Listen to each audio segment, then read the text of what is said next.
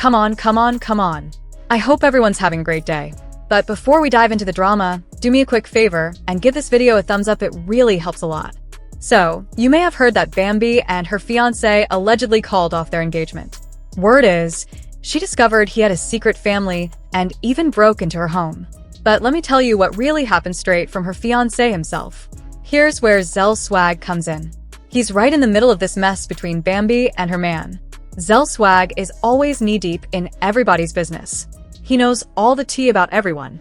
But what he didn't realize was that saucy Santana was playing him.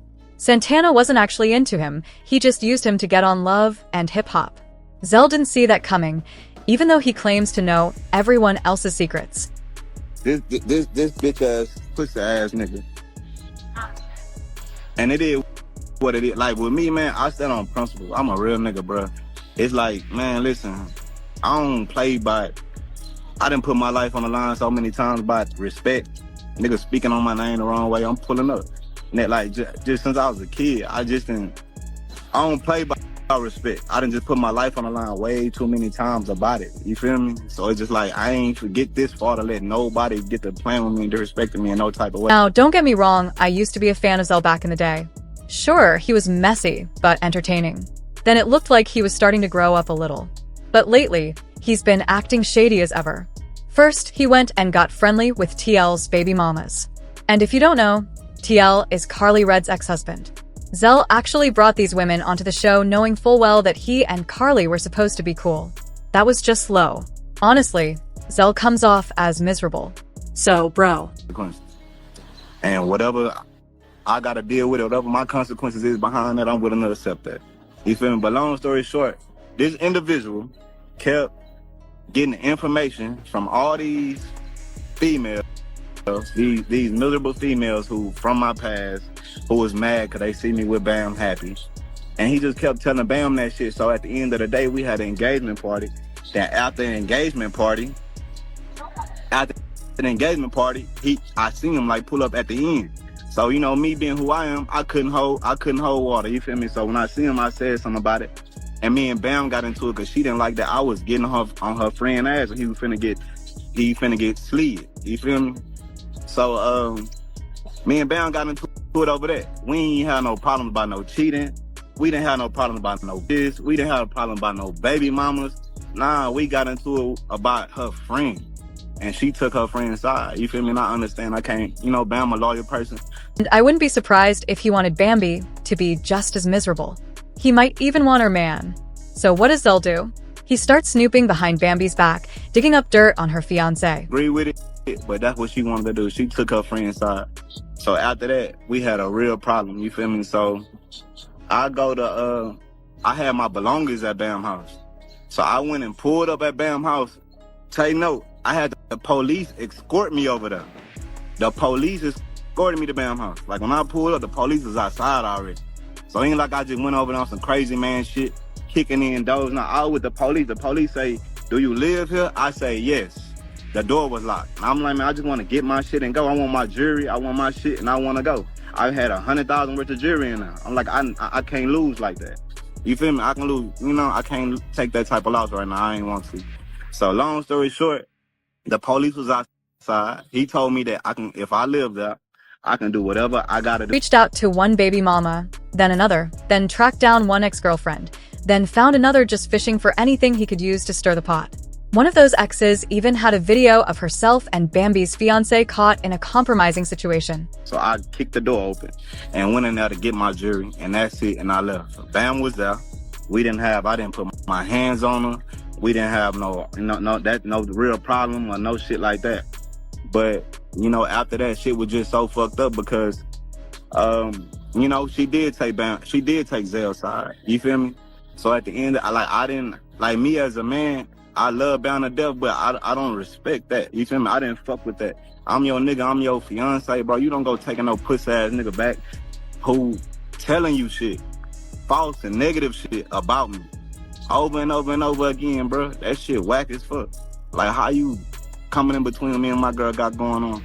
And then, you know, and Bam, when he first hit her with that shit, she told me or whatever, and I had to try not to say something. Imagine seeing somebody She sent it straight to Zell, and of course, he showed it to Bambi. Like, really, what was the reason? Fast forward to Bambi's engagement party. Instead of letting her enjoy her big moment, Zell pulls her aside and starts dumping all this drama on her. I mean, if this woman is happy in her relationship, why are you dragging up all this old baggage and throwing it at her during her celebration? Misery really does love company, honey. And I'm trying not to say nothing because I don't want him to know Bam telling me what the fuck going on or whatever, you feel me? So, man, that's how that shit happened. That shade room and shit, they need to get them stories right and get all that shit right. All that shit about, that ain't even my baby mama they got on them blogs. That's not, my baby mama is Filipino, Asian, whatever, but that's not her right there. That's some old shit they got, and man, that's a bunch of bullshit. And man, as far as Bam go, I love Bam, and I'm gonna forever have the most respect for her, cause you know, that's my dog. Like, we cool, we tight. I just got through talking about her. She the one told me to go live and tell the real. You feel me? So at the end of the day, it is what it is. But all that shit was over a pussy ass nigga hating. You feel me? I don't know if he wanna fuck Bam his damn self. If you ask me, I think he do. I think the nigga like girls and bitches, and he sideways in love with Bam too. You feel me? But, you know, that's just how the weird that nigga be moving, man. I ain't used to that type of shit. I don't even be around them type of niggas. I ain't never in my life seen a boy, girl, all in one, who, like, I don't know how to even handle you, bro. You feel me? Like, you doing shit and nigga shit at the same time. It's so confusing to me. Girl, don't let this flip-flopping, backstabbing, never been a real friend type of dude ruin your relationship with the man you're about to spend the rest of your life with. Because sometimes the biggest threat in a relationship isn't the side chick, it's the fake, jealous, miserable so-called friend who can't stand to see you happy or doing better than them. And honestly, I don't think it's wrong for your fiancé to expect you to choose him over some messy, two-faced coworker. Let's be real, if the roles were reversed, you'd expect the same from him. So girl, don't risk losing your husband over a part-time cast member who's never truly been loyal to anyone. You've seen his track record. You have to be a truly miserable person to show up at somebody's engagement party not to support, not to celebrate, but just to bring your bitter, messy energy and ruin the vibe with some tired tea. Why even bother showing up? You didn't come to show love, you came to blow her whole situation up. And that, my friend, is certified hater behavior. In the heart of Atlanta, where the streets pulse with the beats of hip-hop and the air is thick with ambition, a love story caught the eyes of many. Lil Scrappy, a rising star in the rap game, had found a partner in Bambi Benson, a beautiful model and entrepreneur. Together, they became one of the most talked about couples in entertainment. Their relationship played out on reality TV, giving fans a front row seat to their whirlwind romance and all the ups and downs. Their chemistry was undeniable. For a while, it seemed like they had it all. Scrappy, with his gritty rhymes and street swagger, found his balance in Bambi, whose poise and elegance grounded him. They were the perfect fire and grace combo. But like many public relationships, theirs wasn't without challenges. Whispers of infidelity, explosive arguments aired for the world to see, and the pressure of being constantly watched, everything started to weigh them down. Over time, cracks appeared, and eventually, their love story came to an end. The breakup was messy. For Scrappy, losing Bambi hit hard. The man who once lit up the stage with confidence was now left heartbroken. He shared his pain openly with fans, his vulnerable side exposed like never before. His social media turned into a diary of regret and longing. He posted heartfelt messages, admitted the emptiness he felt without her, and wasn't afraid to cry. It wasn't just heartbreak, it was the realization that something beautiful had slipped away. In one emotional post, Scrappy even begged Bambi to come back. He mentioned his mother, Mama D, a strong presence in his life. According to Scrappy, even she wanted them to reunite. Her voice added weight to his plea, as if to say, "You both belong together." But Bambi? She moved differently. She stayed composed and dignified. No response, no drama. She didn't engage with Scrappy's public emotions. Maybe she had already made peace with the breakup. Maybe her healing had begun long before the world even noticed. Still, the world did notice. Fans, blogs, and social media couldn't stop watching. Every post, every sighting, every little moment was analyzed. People wondered, can love survive betrayal? Can time really heal? Or did fame just destroy something real?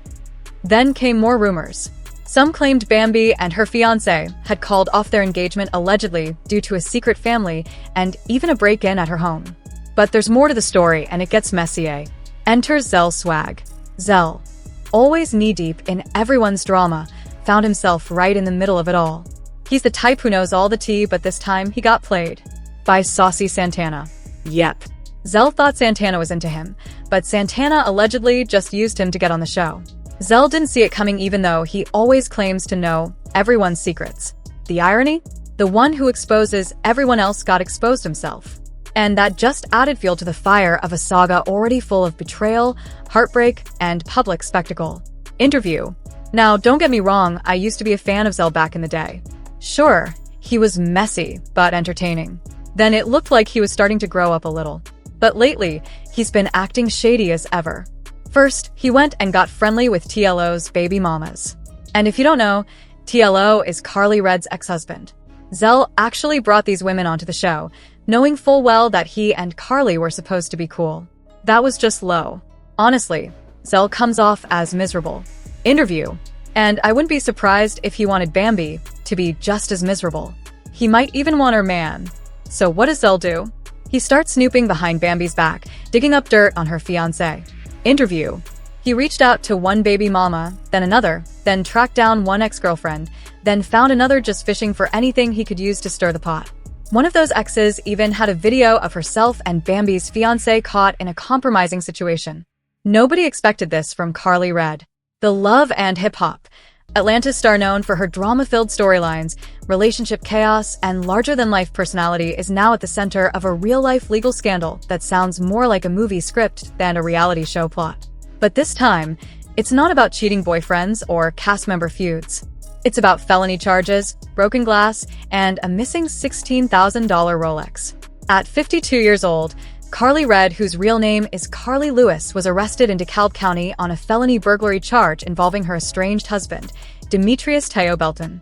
What followed was a whirlwind of explosive allegations, suspicious security footage, and a high-profile attorney who also happens to represent Donald Trump in Georgia's election interference case. Fans were stunned when Karlie broke her silence on Instagram, thanking supporters and vowing to clear her name. But the details in the police report only raised more questions. Why was Karlie allegedly sneaking around her husband's home? What was hidden under her hoodie? And how did this entire saga spiral into the biggest scandal of her career? From a toxic marriage and explosive divorce to missing valuables and a burglary caught on camera, this isn't just reality TV drama anymore, this is real. And what's coming next might be even messier than anyone expected. On April 23rd, Karlie Redd did what few reality stars ever imagine. She turned herself in on a felony charge. After weeks of whispers, screenshots, and swirling rumors, it became official. The 52-year-old love and hip-hop Atlanta veteran was now facing a burglary charge in DeKalb County, Georgia. Her mugshot hit the internet within hours. But this wasn't petty drama for the cameras, this was a real criminal case with serious implications. Karlie, whose legal name is Carly Lewis, was accused of breaking into her estranged husband's home in broad daylight, shattering a bedroom door, and walking off with high-priced items. It was a far cry from her usual glam posts and reality TV shade. This was raw, unfiltered scandal. Despite the severity of the charge, Karlie was released the same day on a $15,000 bond, with a court-ordered condition that she have no contact with her husband, Demetrius Teo Belton. As the media scrambled for details,